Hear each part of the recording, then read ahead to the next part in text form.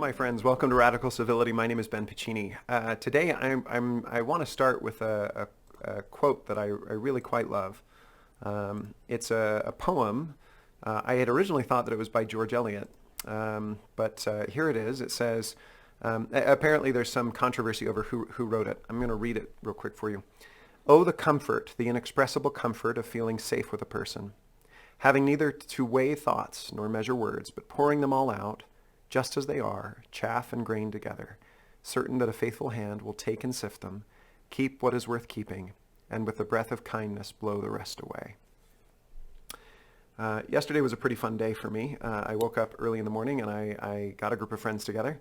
I said, hey, there's this thing that's causing a lot of angst and frustration. Let's talk about it.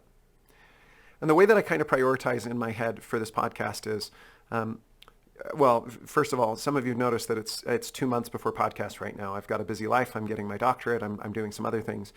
But in the last few weeks, I've really felt like I have an obligation to do what I can to put good into the universe. I don't know if this is always good, but I certainly am trying hard. So here is what I thought about.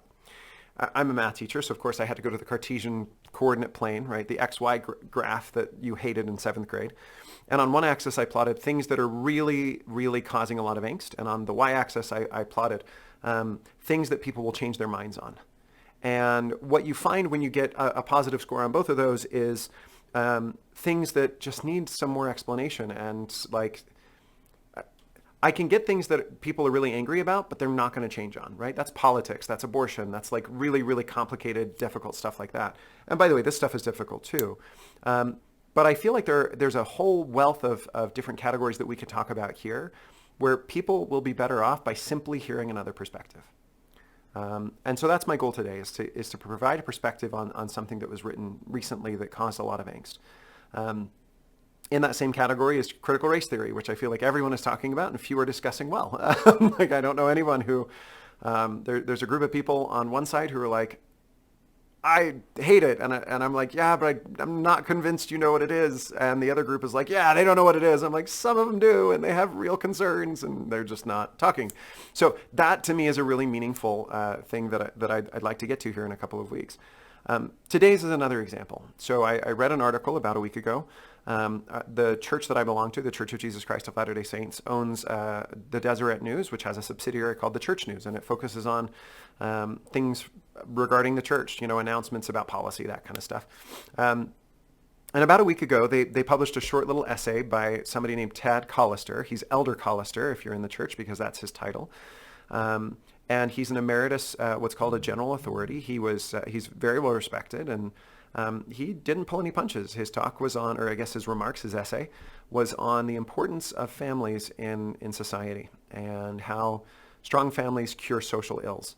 Now, I want to say at the get-go that this caused a fair amount of frustration, and there were a lot of people who really didn't like what he had to say.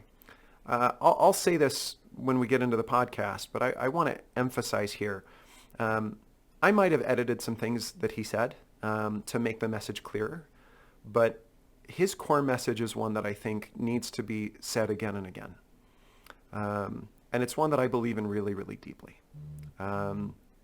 In fact, if anything, I wish that there was more generosity of spirit so that people would say, there's some things I disagree with. There are some things I wish he had said differently. But there are some good things I can take away. I'm actually in a different position where I'm going to say I actually really believe, profoundly, a lot of what he says. And I think there are some people who would have been irritated no matter how much he would have edited. Having said that, I want to be really clear. The purpose of doing this podcast was me and some friends. I put out a call to my friends and I said, hey, let's talk about this thing. And it was funny because the people who all showed up, we all ended up being dads, and we're all sitting there trying to wrestle with our kids and keep them out of our recording rooms. And some people had to go early because they had kids, and some people had the cameras off, and it was kind of funny. And it turned into a discussion about what does it mean, like what does it mean to pursue a really, really strong family. And we had a really good conversation about dads.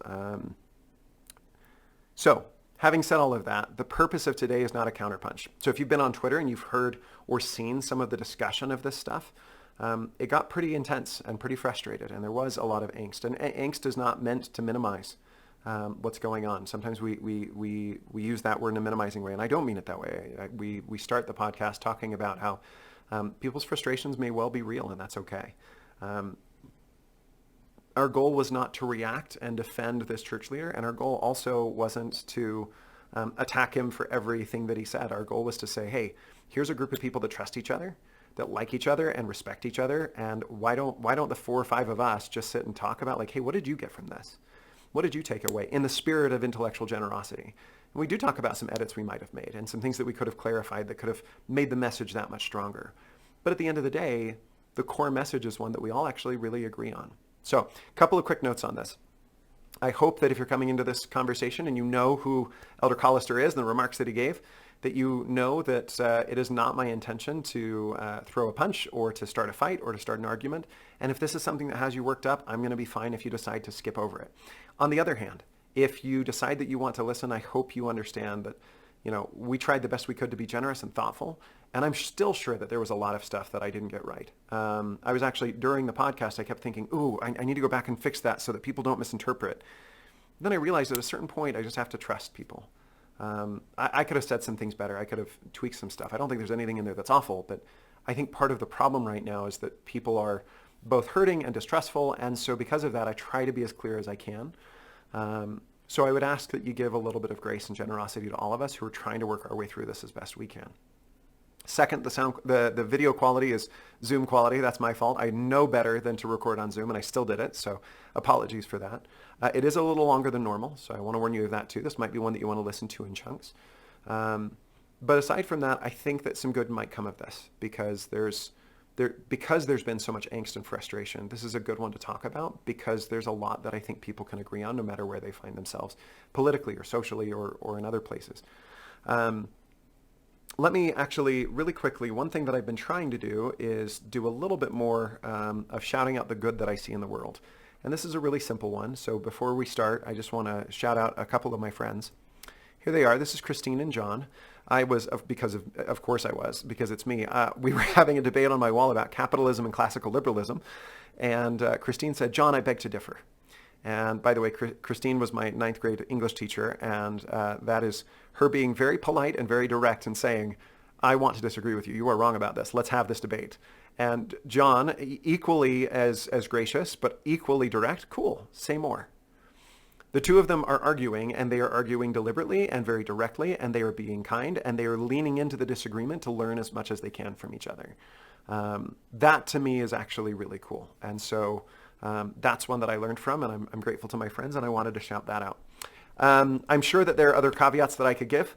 I'm going to shut up because I'm already talking for 8 minutes, and it's over an hour of a podcast. Let me just end with this note that I say all the time. Nothing would make me happier than to realize that I was wrong and to correct myself in the future. I always end this thing with a little sentence about myself in the future when I'm older and wiser. I really mean it. Okay. That goes for my friends too. We're not representing the church. We're not representing any institution. We're not representing our employers. This is just us. At the same time, the purpose of dialogue is to become better and to learn and to grow, and I think that's important.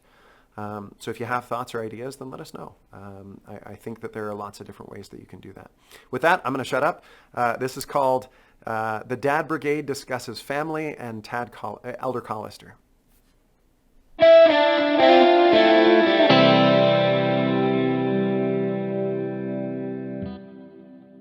Well, hi, everybody. Thank you so much for being here on a Saturday morning. I'm a weirdo, so I dressed up in a bow tie because that's not my thing.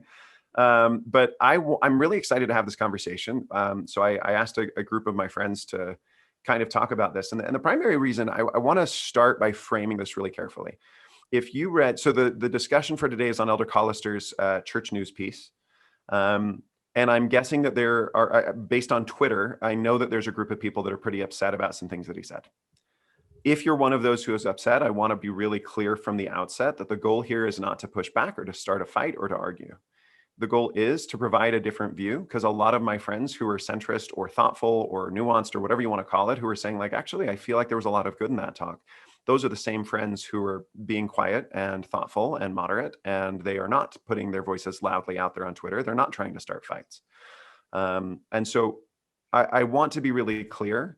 It's okay if we disagree on this stuff, but the goal here is not to punch back. The goal is to say, here's what I got from this. This was my genuine experience. And here we have a bunch of dads talking about family, and I feel like that's a good, framing for what we're trying to accomplish today. I do think, so we're going to kind of do this in two parts. The first part is going to be, what did you take away from Elder Callister's remarks? And then the second part will be, what's going on with the conversation about it, and how can we actually try and make the conversation work a little bit better? So Daniel, you said something a minute ago that I thought was pretty potent. Do you want to start us off with that? Sure. I was mentioning Elder Callister has this metaphor of fences at the top of a hill and ambulances at the bottom of a hill. And a lot of the conversation I've seen seems to assume that Elder Callister is saying we just need to remove the ambulances. We don't need safety nets. We don't need help for anyone who falls down. And I don't think that's what he's saying. I think that there's a little bit of an assumption when you read that, you can read that into what he says.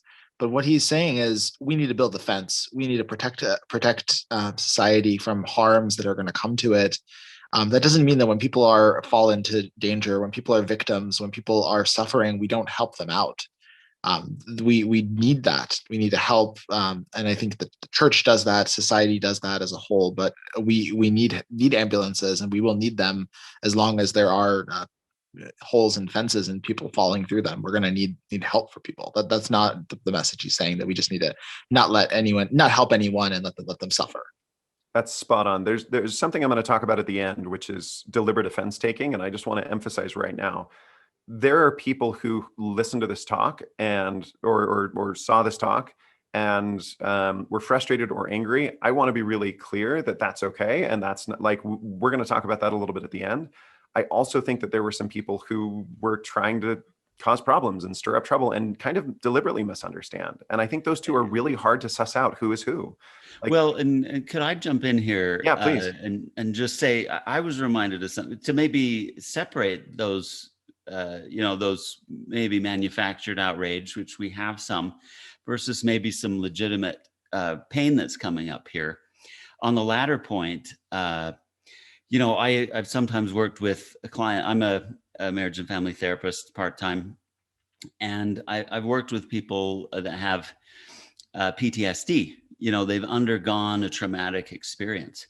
And one of the interesting things about that is, we'll just take an example. This example isn't one of my clients, but, let's say a mom has been, her husband's been deployed overseas in the military, and she doesn't get out a lot. And she's got a friend that's saying, hey, come to dinner with me. Oh, I'm busy. I've got all these kids I'm handling. Well, bring your kids. She brings her kids. Drunk driver hits her minivan, kills everybody in the car, all her kids in the car except her.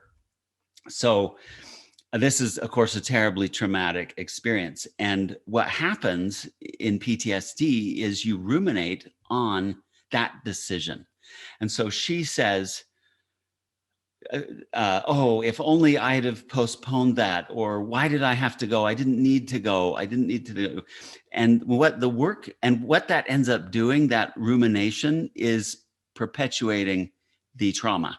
You're re-traumatizing yourself every time you go into that, oh, why didn't I do, right? Whereas, of course, any of us sitting outside that can say, you didn't choose to have those horrible things happen. You were going to dinner with a friend. There's nothing wrong with that. And so some of the work in therapy and dealing with that is to say, you didn't choose this consequence, right? And there's nothing you could have done to prevent that. And so I wonder if some of these people that are reacting strongly are having this re-traumatizing moment. Maybe they are a single mom, or maybe they are some of these things, and maybe some of those choices they wouldn't make a second time, right? And so sometimes when we have those reactions, if we can look inside and say, okay, what do I need healing for, and what do I need that for? And we still need the ambulance. And again, this isn't meant to criticize Elder Callister, but I think this might be some of the more legitimate reasons people could be in pain. And if we're talking to those people, being sensitive to this idea might help us. as we minister to them and help them still get the truths from this without re-traumatizing, from this truths from this talk without re-traumatizing themselves. I think that's a fabulous point. And I'll just add to it. I think what I heard in what you said was a lot of the people who are having strong reactions, it's because they have valid, legitimate trauma, and that's okay. And like, you're good. Like, we're not, and my only addition to that would be, I think there are also two things that we are going to explicitly avoid because they're wrong. And that is blame, right? Blame in the sense that I have absolutely seen people blamed for bad circumstances that they've gone through when I cannot honestly find anything that they could have done. Now, I'm not their judge. I'm not God. I don't know their side of the story, right? Or the other side of the story. But, I certainly don't think that because somebody's been through divorce, that means that they are a horrible person. I think that's really ugly. And I absolutely see that sometimes come up. To Jeff's point, I also think that sometimes, even if no one is saying those blamey things, you still feel it, right? There's an internal feeling of blame. And so I just want to really emphasize, if you've been through some stuff, like, I don't think that Elder Callister is saying, oh, you like, let me see if I can say it this way. I can see why somebody would read this article and go, I'm the cause of all of America's problems, is what he's saying. Like, I'm the real, problem here. I just want to emphasize, I don't think that's what he's saying. I don't think that's what he's saying at all. I think he's rooting for somebody who's been through difficult stuff, as we'll talk about in a minute. Why don't I share my screen just for a second? And I want to show the actual, let me do this. I want to show the actual article so that we can look at it really quick. So it looks like this. It says, Elder Tad Callister, a fence at the top or an ambulance at the bottom. Do one of you just want to kind of summarize what was this article about? What did it say? I don't want to reread the whole thing, but what were the key points here? Well, can we start at the very beginning where it says living faith? This is part of the series in the Church News about practical application of the gospel. And I think that's maybe important context too. Yeah, no, I think that's fantastic. So he starts out by giving this example of a fence at the top or an ambulance at the bottom, which is funny because it's now become controversial. I actually heard that a lot when I was in education, right? If you've got 25 students in your class, do you want to increase the number of ambulances at the bottom, or do you want to put up a fence at the top? And as it turns out, there's a lot of research on this in education. When a student gets into tier 3 of RTI, it can be really challenging to get them back up. The best thing that we have found is really high quality tier 1 instruction, right? Like, this is not very controversial in that regard. That doesn't mean that we're not still going to pour services into kids who are really struggling. What it means is, what can we do to be preventative as well as reparative after the fact? And I think that brings up a really good point with education as an example. So like the state of Utah and Idaho, I think, spend near the bottom in terms of kind of per pupil spending from the state governments and from local governments and from the federal government. And yet their educational outcomes really aren't, they're middle of the pack, sometimes pretty high relative to other states in the country, in part because the complementarities between the inputs that you get at somebody's home, right? If you have both parents in particular that are able to invest the time, the money resources, the income resources into the family, complements the inputs that society puts in, right?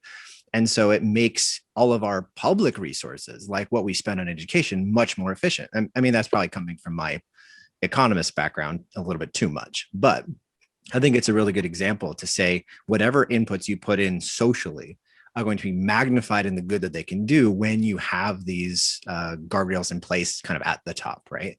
And back to your point, like it takes a lot of heavy lifting and a lot of resources to help people rebuild their lives. And so one question for, I guess, policymakers, which is where kind of my professional life comes in, is where do you invest the resources to make sure that we are doing things efficiently and doing the most good? And I think that's a really important kind of side angle to this that Elder Callister is getting at, is if we want to make society a better place, you start with the fundamental units. And he's making this core argument that family still is the fundamental unit, and that that's recognized across the world as a basic thing, a basic idea we need to get back to be able to prosper. And it has broader effects than just the unit. I don't know if you saw, you probably did, Sam, the research that came out recently that talked about how the number of course, and we're all biased, we're all fathers here, but I think fathers are a really valuable investment here. But there was some research that said the number of fathers in a given community affects the outcomes of families even that don't have their own father.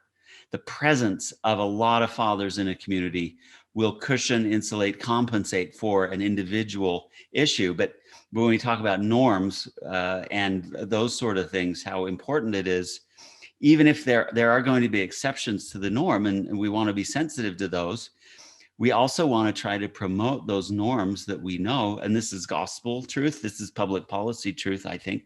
We want to promote those norms that are known to improve outcomes. Can I make a comment on that? It's important with Elder Callister's remarks and to note that he's thinking about systems, about the long-term impact of policy, not about individuals or families. And so he's talking about averages. On average, there are significant benefits to individuals being raised by in a two-parent household, for instance. That doesn't mean that there aren't incredible single mothers or fathers that raise children that end up just as well as those that are raised in a two-family household. That doesn't mean that LGBT couples are not valid, that they're not good parents, that they don't raise their children to be good people. That's not true at all. This is a question of, at a systemic level, what produces the best outcomes for society, and that should not be taken as denigrating or putting down those that are not in that ideal, because they are, even in some ways they should be praised for going above and beyond, for doing more, for succeeding when it was more difficult or more challenging for them, for their circumstance. So it's not, I don't think it's meant to be a put down at all. I think it's the opposite. Jacob, you had something to say, and then I'll chip some stuff in. I just want to appreciate where Jeff and Dan started us, saying kind of the soft things that could have been added to the article to make it stronger, like acknowledging that, but of course, Hal Boyd calls these but of course statements. But of course, this isn't to say that there isn't a need for ambulance, and but of course, there is real trauma people go through. Sorry, I'm gonna have to come back to this statement. You don't need to apologize. That's fantastic. Speaking of trauma. Right. Actually, so I love if I could, go ahead. If I could just continue that, you could edit that out. As an editor, I think that could have strengthened the article. And so I don't think Sarah is wrong to say, oh, we could have done better. I also think that there was there's one line I would have suggested he take out, a little zinger, that little glitter, glamour wrapped in a rainbow. Like not necessary to the shoot. You're fine. I can hear you, and I'm probably not going to edit it out because the little baby sounds are adorable. So keep going. So what I'm pointing out is, I think as an editor, she's fine to say, yeah, we could have done some more editing, improved. I get that all the time as an editor, and I just sent out a similar email last night to somebody.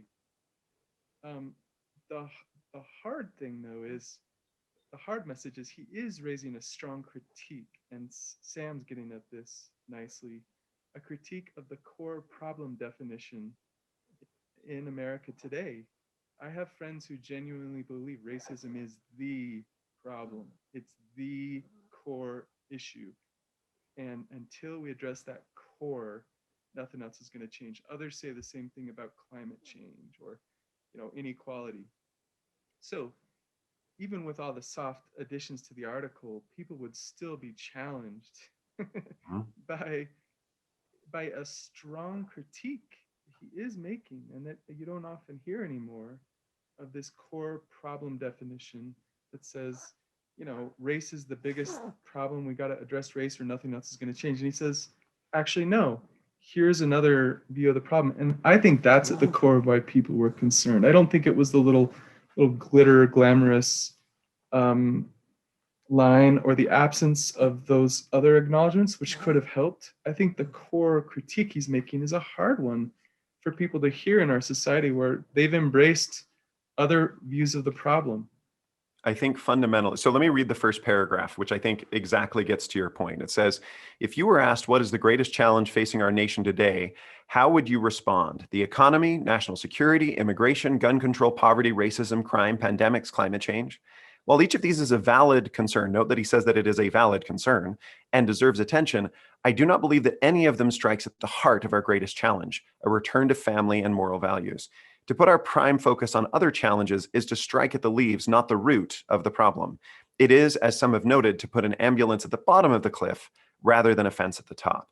Now, I hear a lot of what you're saying, Jacob, in that paragraph. Now, I want to go to 2 points really quickly. Sorry that I'm going to talk for a second here.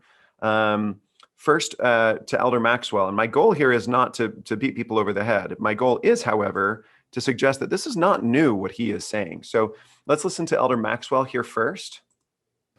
Do not let yourself reflect too much on the social, political, and economic indicators that suggest the gathering storm, lest you realize that there is an inseparable connection between the keeping of the commandments and the well-being of society.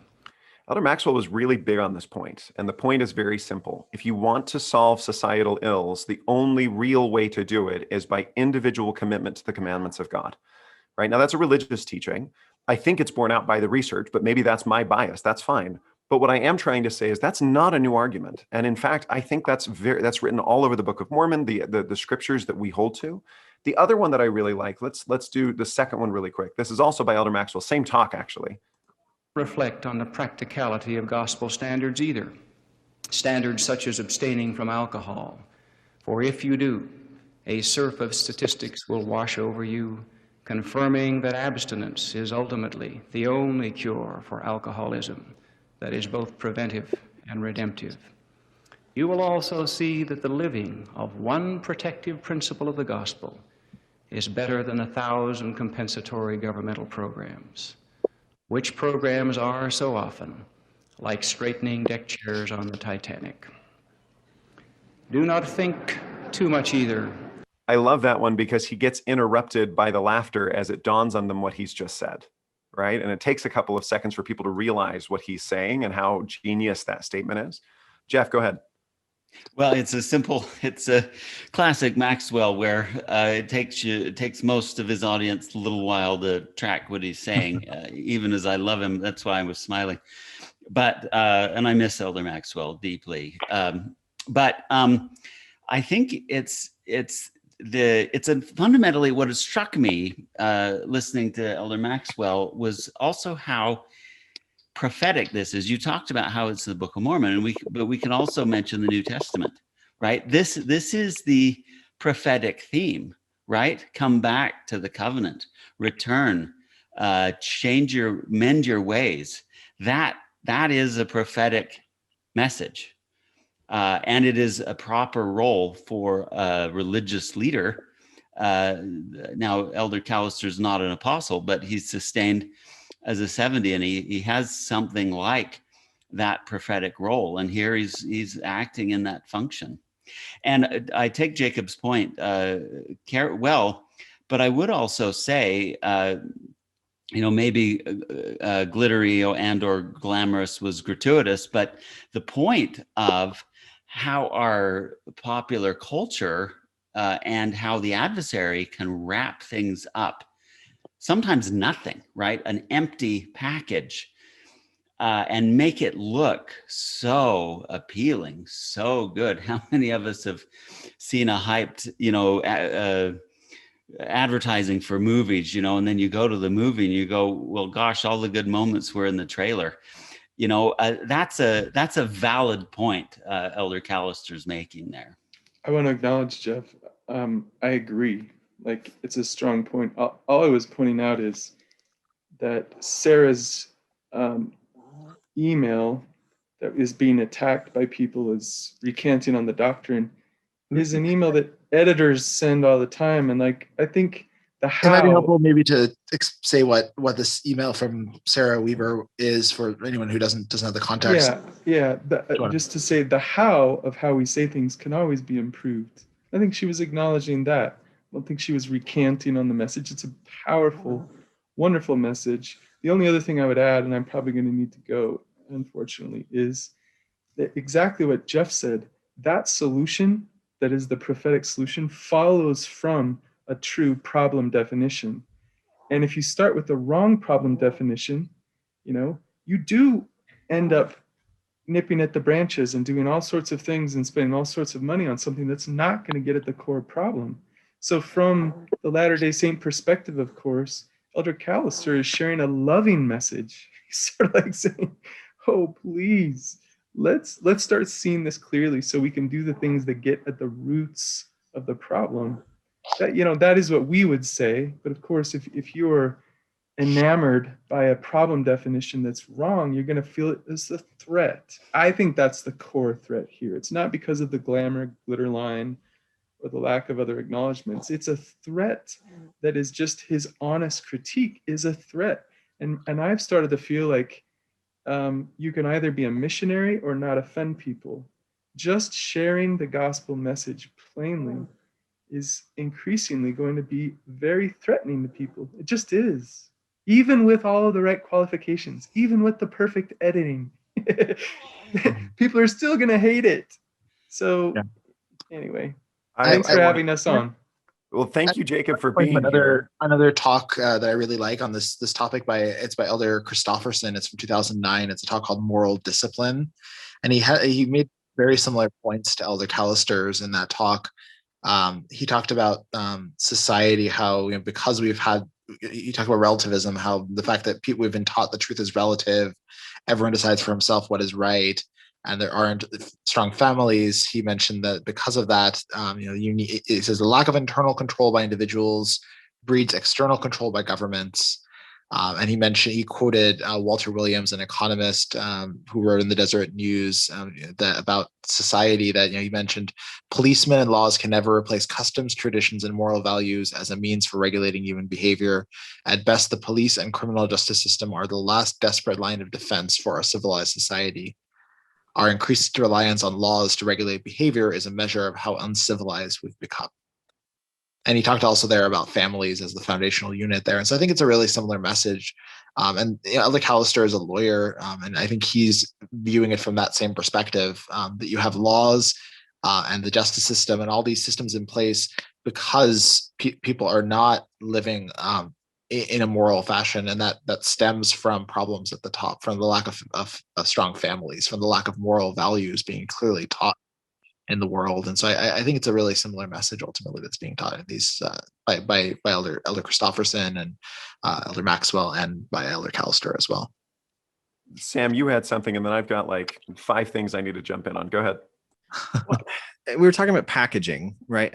Like packaging of ideas or packaging of concepts, and how kind of push back on some of those, or even sharing that core gospel message is going to be challenging to some people. And when people feel challenged, they feel defensive. They resent being made to feel stupid, even if they figure out that their prior worldview or some aspect that they're considering was wrong, right? People tend to resent that.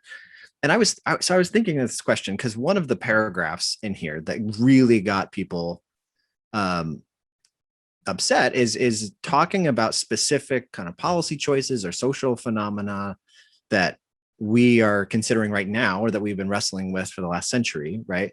How there's like a PR package that comes with that. And the question that I started thinking about was, the adversary has to be good at his job in some way. How could he possibly convince a third of the hosts of heaven, doctrinally, right? A third of the hosts of heaven to abandon trust and faith in our Heavenly Father, in his plan, and in the Savior, right? Because the choice was fundamentally about, who are you going to trust? Are you going to trust that Heavenly Father knows what he's doing, and that the Savior can and is capable of doing an atonement for this relatively high risk endeavor that we're going to experience life on earth without knowing any of the prior things that we knew at one point in our pre-existent life? How could Lucifer convince those people to make the choice that they did? There had to have been some logical conclusion that they would come to based on his argument to make that choice, to give up their opportunity for eternal progression. I don't know what that argument could possibly have been, but there had to have been an argument there that was convincing enough for them. And so that makes me very wary of what arguments am I listening to, am I thinking about that are pushing me towards that. No, not granted, not as dramatically, right? But the adversary has been doing this for a long time. And the tendency to be distant from God, to be distant from the nature of eternal beings and celestial existence, which is what we get in the core of the family proclamation, is what is the nature of celestial families and God's existence, and how do we get that? That's the core doctrine. What arguments could be put up to make people want to distance themselves from that? Because that kind of propensity to be distant from God doesn't come from God. God didn't create that propensity for evil. It's always existed. And so it got me thinking about that core question about something has to be appealing about that. And I think that idea of packaging and PR and all that is falls under that conversation. I don't know much about the adversary, but I'm pretty convinced that he's a sophist, and a really, really good one, right? Yeah. I think that's a spectacular point. So I think sorry, go ahead if I'm cutting you off. I was just saying, all of the Book of Mormon antichrists that are mentioned in the Book of Mormon are all very, very good at words. They're very, very persuasive in their rhetoric. That's all of them. That's a characteristic of all of them. So I think that you're exactly right. Well, and somebody mentioned something earlier that's kind of striking to me. This is an article that talks very firmly about the family proclamation, but never mentions LGBTQ stuff. When I first heard about the dust up, I was sure that was going to be at the core of it because that's currently controversial. I sometimes talk with my students about education, and one of the things that I say is, I think you will see in the classroom what happens when society doesn't prioritize the family.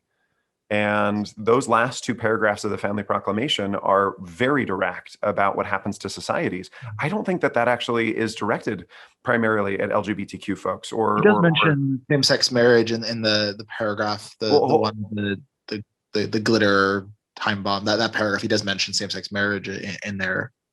And that's fair, but I feel like in my mind, let me put it a little bit differently. I feel like part of what he is saying is government's not going to be able to pick up the pieces of a society with broken families, right? And then he quotes Bill Barr, which I want to get to in a second because that's its own whole thing. But I think there's a fundamental issue here, and this is kind of from my own experience. I know most of my teacher friends are actually very liberal, right? In terms of American politics, they want bigger government, they want more social services, they want all of those things. I can't think of one of them who would say that the solution is schools, that the solution is going to be to just throw every societal ill on the backs of teachers like we've done for now a generation or two and say, oh, we have a problem with crime. Let's just give better schools. We have a problem with teen pregnancy. Let's just give them better schools. I think teachers are actually buckling under the weight right now of societal ills that they don't have the power to solve. And by the way, I am a big proponent of how much good teachers can do. So I am not saying that teachers can't do anything. I'm actually kind of on the opposite extreme of you should assume you are the primary variable in that child's academic life. And you can do a lot of good. And I think there's evidence for that. But if we as a society are trying to fix family problems through teaching or education or social services, I think we've got it backwards. We're waiting until the problems are exacerbated and then trying to rush them. Again, it's fence or ambulance. And I think that's really backwards. Do you think that's a shift, Ben? Because, you would often hear, educators, it's the old joke, to a man with a hammer, everything looks like a nail. And, just as an outside observer looking at your field, I hear a lot of educators say we need more education. Are they kind of raising the white flag now? We have to define things in very careful terms. And I don't want to make this about education. Right. I think most of the time, let me give you an example. Most of my education friends would vote in favor of universal pre-K. Okay. They think that that's a good thing. I don't think that at the same time, when we're sitting in the faculty lounge and we're talking about kids that we're struggling with, all of them will say, I don't know what I am supposed to do with that kid when they have such a hard background. And by the way, Every one of us has kids who've had a hard background and they make it through and they're resilient. And I am not suggesting otherwise, right? Background is not destiny, and I would never suggest otherwise. But in fact, now's a good time for me to share this other article really quick. So this is by Matt Iglesias. He's not exactly your arch conservative social conservative guy. Family structure matters, but can we do anything about it? And he says it this way. Family structure matters. Murphy Brown is coming back on the air, and in the time since Dan Quayle lit into her, the evidence has become fairly overwhelming that kids raised in stable two-parent households do better than those raised by solo parents. Even more strikingly, a series of research projects led by Raj Chetty and his collaborators, culminating in the Opportunity Atlas, shows that this happens on a community level. So let's go to the community level issue. This is I love Raj Chetty. I think he just does really interesting work. So the first thing that you can find, this is kind of the first point that Iglesias makes. This is from Brookings, again, not exactly your right-wing Heritage Foundation powerhouse. And this is just a very simple correlation of percent of single mother families in an area. And it's very clear that it's not super great with upward mobility. I think this is the social science behind what's being said here. And we maybe want to define upward mobility. This is people coming out of poverty for the layman. That's right. That's right. Which I think is a big societal goal right now, right? And so, and by the way, the numbers on this are really powerful. Among like the top 10 influences, this is like number 2 consistently, number 1, 2, and 3. Like it's really, really high. The fact that it's never discussed is in part because we don't want to offend people. We don't want to say something that sounds judgmental or offensive. And I think that that's not a good idea. That's not fair. So let's hop over to this one. This one is really interesting. This is the one, I'll just quote the highlights here over on this side. Mobility for children who were raised in lower income families is higher for kids raised in neighborhoods with lots of two-parent families and lower for kids raised in neighborhoods with more single-parent families. Communities with more single parents are much more likely to have boys who end up being incarcerated as adults. The basic finding here is an individual child can be super resilient. If your parents go through divorce or you have a hard time or whatever else, like the individual child can bounce back from that because they have other supports in the neighborhood. They have grandfathers, they have uncles, they have, church leaders, they have other people who can step in and help in whatever way they can. I'm not saying that it's fun or that it's always easy. And absolutely some of that comes from the child doing everything that they can to be resilient. Like there's lots of evidence that that's what's going on. But when you have a full community where the family is broken, it's actually really, really hard. In other words, I'm not saying that you shouldn't get divorced. I think it's a much more complex problem than that. We should build strong marriages that don't necessitate divorce is the way that I would say it, right? But even setting that to the side, what I'm saying is that your neighbor's strong family has a positive impact on you. And your neighbor's struggling family and family with lots of challenges also has an impact on the rest of your family, the rest of your community. That seems really obvious to me, but it's not something that we generally talk about. Again, because it sounds super arch conservative and there's some political stuff in it, and we don't want to come off as judgmental. But I think it's really important that we preach kind of what we practice in this case.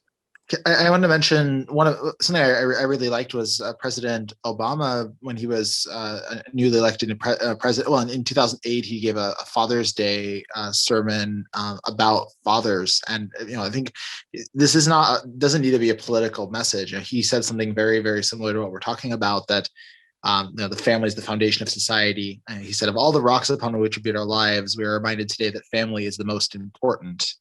And he talked about the problem of single father, the lack of single mothers, the lack of fathers in the house, especially in the African American community, and the need to change that to build a foundation. And he mentioned that it's the foundation of our country. That's what keeps the foundation of our country strong. And so I think this doesn't have to be a political message. It doesn't have to be controversial. I think it's almost universally recognized that the family is the foundation of society, and when you don't have strong families, society suffers. That shouldn't be such a political message ultimately. And I think going back to like that, it doesn't have to be a political message, but it can be, right? So the proclamation, those last paragraphs are warnings and a calling to action, a call to action for governments, local or national, right? And even thinking about this, a lot of the pushback on this has come from people who are more politically left of center, right? In particular for quoting kind of right-wing thinkers or some controversial figures like Bill Barr. But I think on a fundamental level, this is also the family proclamation and Elder Callister's comments are a call to action about the types of things that we do in our local and national governments that might undermine family relationships. So you can think about the problems that we have with mass incarceration, be it over policing, over legal, like over legislating people's behavior, for example, for petty crimes, low-level drug offenses, right? And the disproportionate impact that has had on, say, Black families, right? Because when you have a parent, cigarettes. Right, exactly. Like, yeah, selling loose cigarettes as like a crime that's worth even thinking about, right? Those have disproportionate impacts on very vulnerable families who might be on the margin of holding it together, right? And the fines, just the fines they have to pay, even if they're not incarcerated, those fines, someone on a poor budget, and we know they'll use some of these laws to raise revenue rather than to try to promote social goods. Exactly. And so, we have a lot of public policies, and you could probably put this, I mean, some social scientists would probably put this under the label of systemic racism, but I think it's more specific than that general term. But in terms of how we as a society undermine a lot of people's desires to have more stable family life, be it with the way we police, the way we legislate, the way that we create tax incentives. So, for example, like lower income people who are on the earned income tax credit, for example, face the highest implicit tax rates, because for every dollar they earn, they lose like 50 to 60%, or between 30 and 60% of their benefits, right? That's a very high marginal tax rate to be paying. And when the penalty is exacerbated by having a second earner in the home, that makes it hard to feel like you can have both a stable family life and the support from local government that you need to really be mobile, right? And so the kind of the political message can cut both ways. And so I think that's something to be really thoughtful about as we're considering the implications of this call to action, because it really should give us pause from a variety of political perspectives too, and not just the kind of tribal rallying cry that a lot of people brought into this. Totally agreed. Go ahead, Jeff. Oh, and I think to Sam, I wanted to pick up on what I thought was really trenchant point you made when you brought up the adversary and the war in heaven. And I think it ties to the theme of your podcast, Benjamin, radical civility, because what were some of the tools Satan used, Lucifer used? And I think from Scripture, I think there's one from Scripture and there's one from personal experience that I've experienced and observed in day-to-day life. The one that you see in Scripture is accuser, the accuser of our brethren, it says. And that spirit of accusation is, I'm going to just straight up say it, is demonic, because it says you are doing, and that accusation, that isn't the way Heavenly Father works. It isn't the way Jesus works. Even when Jesus can be very sharp, and Jesus could be but he was clear. He was sharp because he was clear. The adversary is accuser. You are bad. You are doing this, and sometimes we can feel accused, because again, I think the adversary is working on us to teach us not to pray, to teach us not to come back to these saving truths. So sometimes a message may not be accusing, but we can feel accused. And I think it's the adversary working in our minds to undermine that message. And the other one that I've seen, particularly in the political arguments that cut against, that why don't we have civility, Benjamin? Why do we need to talk about this more? And why is this podcast series needed? Because resentment, you'll see this. You pick a cable news channel. I don't care which side of the aisle. Even when I agree with them, what the point they're making, go, yeah, good point. You can get in that sucked into that tribal. It is compelling. Let's not deny it. It's really easy to get sucked into that. I've been sucked in. Maybe you guys haven't. I know you're better than me. But the theme, when I sit back and say, what are they saying? There is this, there's accusation. These people are stupid. They're ill will. They have bad motives. So there's that accusation in there. And then there's the resentment that comes into these. And that's the second one, resentment. There's people getting something you're not. There's people doing things that have privileges that you don't. You can hear Tucker Carlson say this, and you can hear Rachel Maddow say this. Both of them have this, and I'll agree with both of them at times, but the resentment is not helpful, and it is impossible to have civility when you think someone is getting some advantage that you're denied. Well, and as I was thinking about what to podcast about, I kind of made a prioritization list in my head, and I said, what is an issue that is causing the most frustration, that is easy to solve just by talking through the misunderstandings? And I feel like Elder Callister's article is one of them. There's still going to be people who are upset, and that's fine. Okay. But at the same time, I feel like it's just such fertile ground, because there's actually a lot in here where I'm going, yeah, that actually makes sense. And people are not seeing eye to eye on this, and they're not understanding. We should I think if you apply that lens of accusation and resentment to maybe some of the reactions that people are having here, that again we may help to smooth out this message, and also look and say, a step back. And if you feel like he was saying, somebody's better than you, or you feel like he's saying you're bad, rather than a call for improvement, Yeah, no, I completely agree. And so I want to go back to Jacob's point about editing. I feel like there are a couple of things I would have tweaked. The funny thing is, I think Bill Barr's statement is actually pretty, it's very punchy, but there's not much that I disagree in about it, right? I think it is the case, and it's a very, very, the reason I wouldn't have used him was because of his association with Donald Trump and all of the political stuff that's going on right now. But there are similar quotes by left-wing Democrats who have said for a very long time that family structure matters, and that we're fooling ourselves if we think we can get away with this. I remember President Obama's fatherhood message. I thought it was wonderful, right? Quoting from that could have softened this essay and still had the same fundamental point. Now, again, to Jacob's point, I think you can soften all you want to. If the fundamental core message is about standing for the family, there are going to be people who are bothered by that. And that's just something that I think we kind of have to recognize. So maybe in the last few minutes, we can talk more about what you took from the talk, but I want to talk about the conversation around the talk, right? Where did it go awry? What is going on? Why are people so angry? I want to not become the accusers here. But I also want to say, this is the purpose of the podcast, is to critique the conversation and say, can we do better at this? And my very simplistic reading of this is that there were some legitimate hurt, right? I guess is a better way to say it. There were some people who were genuinely hurt by some things that were said, I think because of misunderstanding.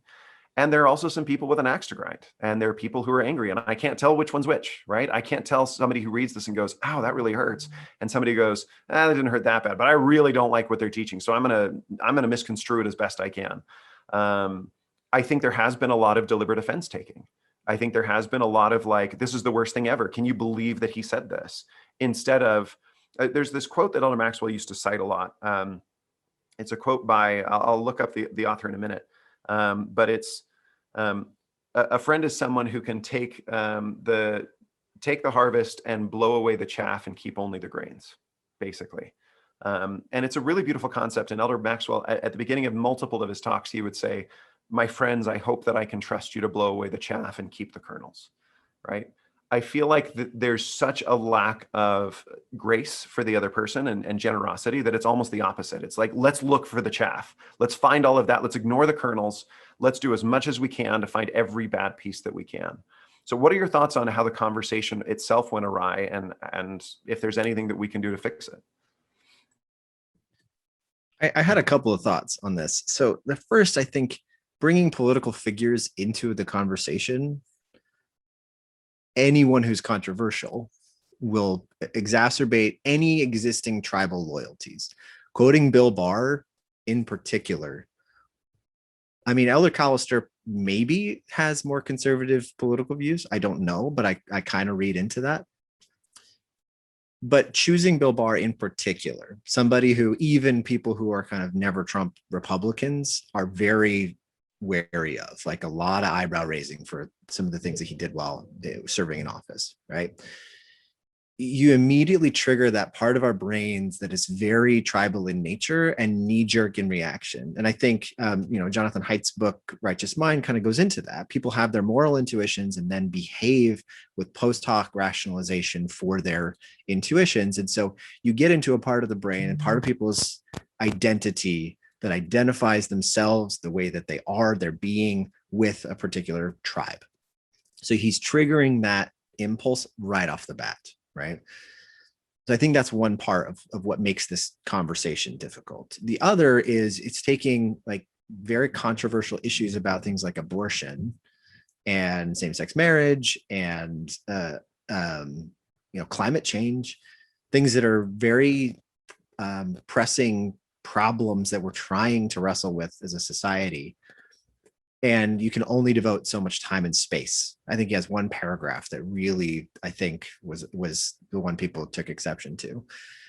And so had he had a longer, like if he was able to write a book on the subject, you can add all of the nuance, you can add all of the explanations, you can add the caveats to your conversation.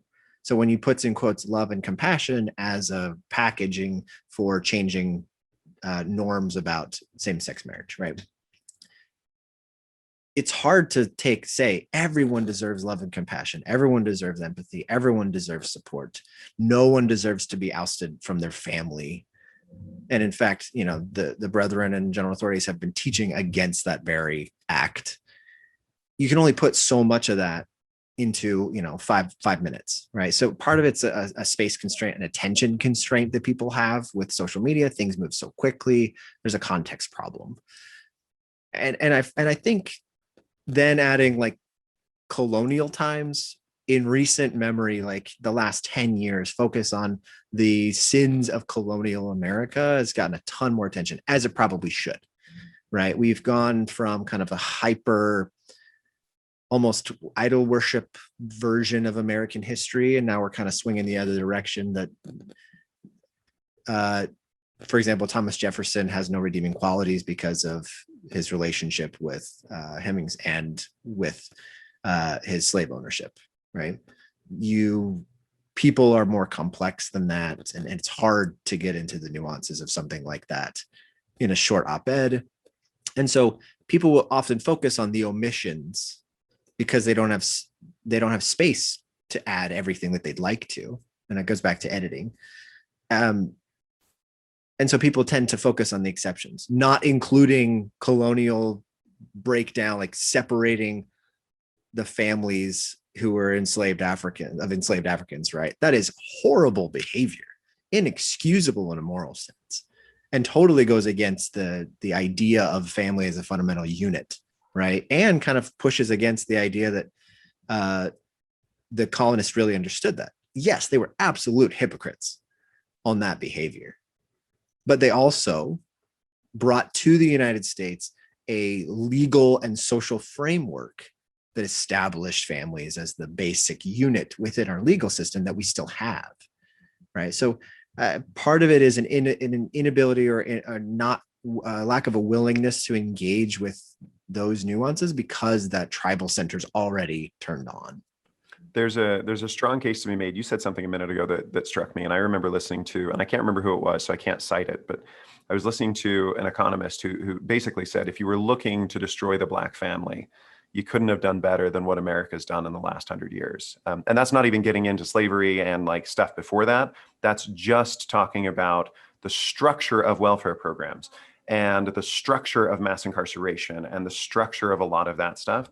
The other thing that came to mind while you were talking is there's a silly experiment where they pour 2 glasses of orange juice and they label one of them orange juice and they label the other one definitely not poison. And shockingly, people don't drink the one that says definitely not poison. Like, I think to your point, I actually really like both of the quotes. Like what Bill Barr said, I was like, wow, that's really thoughtful. I don't much care for Bill Barr, but what he said, like, okay, there's some stuff that I would change, but like there's some good in that. The colonist one, I was like, my first reaction to that one was kind of tribal and icky and like, why are we, this is weird. But I think there's some good in that, but there's probably a way to quote somebody else or to talk about it in another way. I'm frustrated by this. Like, we finally realized that maybe the founding fathers shouldn't be canonized, right? Like maybe they aren't saints, and that's okay. and that the mythology of America is important, but it can be a little bit more honest, and that's actually a better mythology. But now it's swinging from that to America is terrible, all of them were horrible, this country is terrible because of all of them. And like that's A, I don't think that's good for our mythology, but B, and more importantly, it's also just not historically accurate, right? And so having a really honest conversation about where we are on that, I think would be really useful. Jeff, go ahead. I think if I return to my little hobby horse about accusation, or in logic, we talk about the ad personam fallacy. Because someone said something, whether, or worse, we've taken it further today, because of their guilt by association, because you're associated with someone, therefore, we're not even going to talk about your view. We're not going to consider your view. We're going to reject it because of not merely who you are, but who you're associated with. And that's happened with the Bill Barr pushback here, which I need to say, I actually am a fan of Bill Barr, and any of your listeners should also. He said some really important things on religious liberty. Had a great talk at Notre Dame that you can look up, and maybe we should just put somebody else's name on it, because a Democrat could have said that, maybe not today, but 15 years ago they would have. Anyway, but then we can also say that about Elder Callister. I wonder if this had been somebody else with the exact same words, if this had gone over. Elder Callister, this isn't the first time he's gotten some people riled up. And so I think some people, they may have gotten no further than his name before they decided they were upset. And the tragedy, I think, about the colonial issue is both the hagiology of, oh my gosh, these people were saints, and the what's the opposite of hagiology? Kakistology. These are the worst. These people are the worst. Misses the point that we really should be taking from our colonial past, which is these were people with tremendous fundamental disagreements. Yeah, they were hypocrites and bad people, but hey, we're not any better people. If they weren't better than us, then we're not better than them either. That's a mistake we can make too. But how did they resolve? There were they had just as, you read their partisan press, if you get into the primary sources and you read the awful things, to talk about tribalism, talk about lack of civility, the names they called each other in their and what they were able to pull together and create. How did they do that? That is the question we should be asking. Not, oh, look at these wonderful people. They weren't angels, but they did have some morals and some principles that could use, that are still useful today. I agree with that. I'm going to just throw in a word, because this is a hobby horse of mine. I want to also guard against shifting from lazy idolatry of the founding fathers to lazy criticism of the founding fathers. Anytime I mention Benjamin Franklin, who's kind of a hero of mine, people are like, oh yeah, he did some good things, but he was a dirty old man. That's basically a complete fiction that's been made up in the last 100 years. There's just no historical evidence to say that, except the fact that he had a child out of wedlock when he was young, and then took care of that child for his whole life, even when he was married. He was very flirtatious. Everybody talked about that all the time, and he used that in court in France in order to make political victories. But when you actually look into it, most historians are like, yeah, if there was anything going on like that, we don't have any evidence of it. So it may have been, but we don't know. And so in this, I think back to your point, what's really impressive about the founding fathers to me is that they did have problems. And as usual, they were able to articulate goals that still resonate today, even as they themselves did not live up to them. That doesn't mean that they weren't hypocrites. That does mean that the goals might have been worth striving for. And I think that's a beautiful concept. And I wish that they had been better. I think it would have been better for everybody. But how they were able to come together despite the hypocrisy, despite whatever personal failings they had, because Benjamin Franklin gets a bad rap, but Gouverneur Morris probably was all the things, and yet he played such an important role, and we can learn from that. So I want to end on a note about some of the things that I heard on Twitter where people were feeling really, really hurt by. And some of those included, okay, my life hasn't been perfect. Am I the wreckage that he's talking about? The other one that I heard was, oh, love and compassion is demonic. If you love and are compassionate for gay people, then you're that's Satan's plan. I can't speak for him, but I feel pretty confident that he is rooting for anyone who has a less than ideal family situation. And by the way, I'm referring specifically to the people that I saw on Twitter who were saying that they were divorced or that they had been through really challenging times. We said this at the beginning, but it's worth saying again. I don't think that he's talking about those people as wreckage. In fact, all the research does say that people are resilient and that they can still come through and that they should be cheered on. I am very willing to bet that Elder Callister is rooting for every single mother out there and doing everything that he can think of to support them and encourage them, while at the same time trying to encourage our society to, frankly, and this is my own personal bias, I have a really hard time with guys that don't do what they need to do to be decent dads and to show up for their wives and their families. Like, that's a really core value to me. I think it's really important. I think that there is some stuff in here that feels political. If your first priority is left-leaning politics, then this is going to feel uncomfortable because he's saying that's actually not the most important thing. And at the same time, I've been in meetings where the general authorities, I've been in general conferences where they do the same thing on the right and they talk about immigration or they talk about other things, right? If your primary worship is at the altar of politics, this talk is going to rub you wrong. And if it's right-wing politics, another talk is going to rub you wrong. Like, that's just, the God we worship is not in the Republican or Democratic parties. And I don't think that that's hard to conceive of. I'm trying to think. I think there was one other one that I was going to mention really quick. The arch defenders of the nuclear family. Somebody got on him because grandparents are important. And I was like, yeah, I would have edited that one. But also, I don't think he's saying, well, grandparents and aunts and uncles are really not what we're here for. Like, let's get rid of all the cousins. They can never visit anymore. I think that, again, that's a deliberate misunderstanding. That just seems silly. There is a lot of evidence that extended family is really, really important. But I think what he's arguing for is a traditional family of a mom and a dad who love their kids and are trying their best and screwing up all the time, but still trying. And I think that is a cause that is worth talking about and defending and rallying to the defense of. Last closing thoughts from either of you.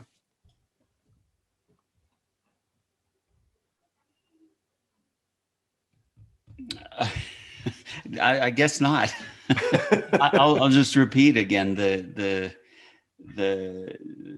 we maybe I'd say it this way: cleanse our inner vessel first, as Jesus recommended. Let's look inside. Let's see if I am inclined to just jump in and defend Elder Callister's honor. Am I doing that for my own ego because of the positions I'm invested in? Or am I doing that because I have a genuine love for God's truth and the Spirit is urging me to do this? Or is it an ego thing? I've been caught in that trap. Sometimes I've gotten a gentle rebuke from the Spirit saying, what are your motives really here, Jeff? And it exposes us, because God is going to defend his word. He's not going to defend me if I'm not with him, even if I think I'm doing the right thing. If I'm doing the right thing for the wrong reason because I want to do some sick burn on Twitter, there's no way that's right. On the other hand, if my first reaction when I read this is to feel attacked or accused, maybe I can be a little curious about that. Here's the therapist coming out again. Maybe I can be curious about that. And maybe I can go, well, why is this such a hot button for me? And once I get some insight, then I still might be able to push back on some things, but I can do it from a less reactive, more reflective place that's probably going to be constructive. It's going to be more constructive and more helpful to the conversation than just, again, going on the attack because I'm hurt. I'm going to go to even if there might be a good reason for that, but I'm going to be able to be more articulate about that once I get some more insight into why. I'm going to go to Sam in just a second, but I just really want to emphasize what a perfect point to end on. If I'm jumping into the fray to defend the honor of my tribe, I don't think that's actually helping anything that Elder Callister is talking about. And I saw that, by the way, on both sides, but I was particularly miffed with the reactionary rights reaction which I need to figure out and be more Christ-like about myself. But if it's about defending your tribe, you're not actually doing as much good. And I told you all this beforehand, but I really hope that this podcast does some good at clarifying misunderstandings and doesn't feel like a counterpunch. That what we're actually doing today is actually trying to talk through, like, there is some good here. Let's talk about that. Let's clarify things. Let's build bridges. And by the way, probably the best thing that I can do today, if I really believe in Elder Callister's remarks, is get up from my podcast and go be an awesome dad. And I think that that is a profound and important, like that is the message of the gospel. And yeah, it may have been abused by right-wing politicians about personal responsibility, but there is truth there that we could live up to that I think is really important. Sam, you get the last word. Sorry, I keep ranting here. It took me a second to like really digest this, because my first exposure was like having read it kind of quickly and then seeing the reaction online and kind of giving my own knee-jerk responses. And it probably came off a little more tribally than I would have hoped. But one of the things that I took away from this is just what you said, Ben, is the idea that you get up from podcasts or you take the time to be invested in your own family. What is an arch defender of the family, right? The most experience that we have, the most interaction that we have is not going to be in a political sphere. It's not about policy, and it's not about just thinking about hot button topics. I have a friend here in Ithaca who taught a sociology course at BYU Idaho online, and one of the questions, it was like, what's the biggest threat to the family? And most of the responses were kind of political hot button topics, right? And as he and I were talking about it, he was like, I'm concerned about just dads, like being good dads. And you can think about all of these issues that are listed in the beginning of this article and the beginning of this talk about the need for like economic issues, gun control, poverty, racism, crime, climate, like all of these issues, a lot of them could be solved if dads in particular were stepping up. And it is a bit of a trigger for me when I see relationships in which I'm not sure if they're the husband or the dad really loves his wife or is really invested in his kids. That's a weird trigger for me. I did my mission in Mongolia, and one of the biggest issues there was alcoholism, and particularly for dads. And it wasn't like just an economic thing. It was habitual abandonment of their responsibilities. Mm-hmm. And so to be an arch defender of the family, what it looks like on a day-to-day basis is the investment in your own family, setting a good example and being a support for other people who have their families. I think the core of the Chetty work and the Opportunity Insights team over at Harvard is that point. When you have an entire community where dads lean on each other, when moms lean on each other, when they have friends around them that share those burdens of parenthood with each other and learn how to do it better, when you have kids that play together and learn from each other, when you have almost like a niece and nephew kind of relationship with your kids' friends, when you are a part of their upbringing, that is when you have the stability of the family really solidified, that even when you have failures that inevitably come in interpersonal relationships and people have their own issues that they bring into marriages and relationships and families, that those communities then become a source of strength. And I think from a very fundamental perspective, it's not about the politics, and politics has a tendency to infect everything around it. But it really is about, what am I doing with my own family, my immediate friends? Am I a shoulder to cry on? Am I an encouragement? Am I a source of joy for other people, that they can come hang out with me for an hour to do a dinner and then go back to their family a better parent or a better spouse? And that for me was at the core of this, that the onus is on us as members of families, as parents, for me as a dad personally, to be the kind of parent, to be the kind of husband, to be the kind of friend and community member that's going to lead to this, these better outcomes for both my immediate friends and their kids. Maybe I could take Elder Callister's metaphor a little further. This is a liberty I'm a little hesitant to do with the general authority, but Sam, when you were talking, I thought about, if you ever drive on the highway, you see those big orange barrels, that'll sometimes be there. Sometimes in other places you'll see hay bales. Why are those there? It's because when crashes do happen, that'll absorb the impact so that when an accident happens, it won't be fatal. You still probably total your car, there'll still be damage, but it won't be deadly. And when I hear what you're saying, Sam, I translated to Elder Callister's metaphor. It's let's be better fences. Let's be fences that can absorb when some of those things happen so people don't go over the edge. You can absorb and slow that down. Those barrels are there to put some space in the impact, to give that time to come to a halt a little less catastrophically. And what I hear you saying is we can be better fences. It's a brilliant by the way we live encapsulation. our lives. If people didn't already hate me, now I'm going to quote Jordan Peterson. And he's fond of saying, make your darn bed, but they sometimes forget the second part of that, which is get your life to the point where you're competent to run your life, and then become somebody who's responsible enough that other people can depend on you in times of need. I think that's a really beautiful thought. I'll close with this thought that I've had a number of times. I work at college, so I'm up here at BYU Idaho, and it's perfect for me. I love it, and all of my remarks are my own. All the false doctrine is Ben Pacini's. It does not reflect on the university. Blah blah blah. I had a student in my office recently who was concerned that he's not going to get many dates because he's not what people want, what young women are looking for.